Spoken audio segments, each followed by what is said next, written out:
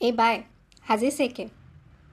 सातपुड्यातल्या कोणत्याही आदिवासी घरात गेल्यावर पावरी भाषेतला हा प्रश्न विचारायला मी शिकून घेतलं होतं. ए ताई, बरी आहेस का गं? असं विचारल्यावर घरातली बाई एकदम खुलायची. एवढ्या दुरून आलेली कोण ही पोर आपल्या भाषेत आपल्याशी संवाद साधू पाहते याचं त्यांना काय आश्चर्य वाटायचं.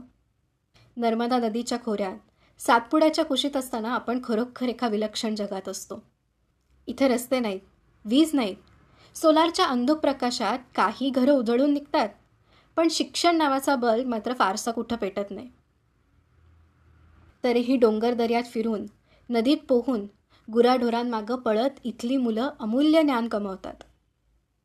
जल जंगल जमिनीशी तादात्म्य पावण्याची जी संधी इथं मिळते ती करोडो रुपये देऊनही कुठं मिळणार नाही. हे सगळं अनुभवण्यासाठी मी 4 दिवस सातपुड्यात गेले होते. एका आदिवासी घरात आम्ही राहिलो. माझा मित्र संदीप देवरे माझ्यासोबत होता. लोकसहभागातून चालणाऱ्या त्याच्या झोपडीतल्या निसर्गसंवाद शाळा पाहिल्या. नर्मदा नदीत, झरकळ नदीत पोहलो. रस्ता नसलेल्या गावात डोंगर उतरून पायी गेलो. आपल्याकडे स्कूल बस असते ना, तसं स्कूल बोटीनं प्रवास करणारी मुलं पाहिली. रस्त्याअभावी नदीतून फिरणारी नदी ॲम्ब्युलन्स अनुभवली.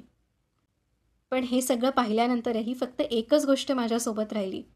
एवढ्या कष्टातही माझ्या प्रश्नाला हाजीसे हाजीसे असं उत्तर देणारी आदिवासी बाई.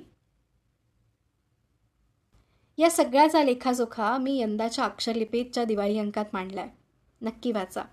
अंक मागवण्याचे डिटेल्स खाली कमेंटमध्ये दिलेत. थँक्यू.